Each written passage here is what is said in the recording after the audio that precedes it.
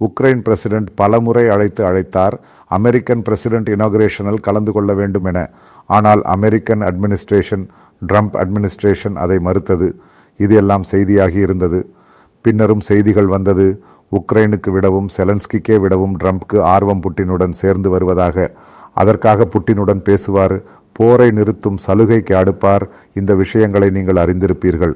ஆனால் கடந்த 3-4 நாட்களில் ஏற்பட்ட ஒரு பெரிய பொலிட்டிக்கல் விஷயம் உள்ளது. அமெரிக்கா டாரிஃப் சீனாவுக்கு எதிராக செயல்படுத்துகிறது, சீனா திரும்ப செயல்படுத்துகிறது. அது கழித்து சீனா ஒரு நிகழ்ச்சி எடுத்தது. அமெரிக்காவுக்கு வழங்கும் ரேர் எர்த் மினரல் மைன்ஸில் இருந்து வரும் மினரல்ஸ், அதை அமெரிக்காவுக்கு வழங்குவது அவர்கள் நிராகரித்தது, முழுமையாக பிளாக் செய்தது. இனி அமெரிக்காவுக்கு அந்த பொருள்களை வழங்க மாட்டார்கள். இது பெரும்பாலும் இந்த பாம்ஸிலும் மிலிட்டரி வெப்பன்ஸிலும் செக்யூரிட்டி வெப்பன்ஸிலும் உருவாக்க பயன்படும் எனர்ஜி மற்றும் பிற நிகழ்வுகளுக்கும் பேட்டரி பொருட்களுக்கும் உபயோகப்படும். இங்கேயே இப்போது உக்ரைனுடன் ஸ்கோர் செய்தது. காரணம், அப்படி கிடைக்கும்போது அமெரிக்காவுக்கு அடுத்த ஆப்ஷன் தேவைப்படும்.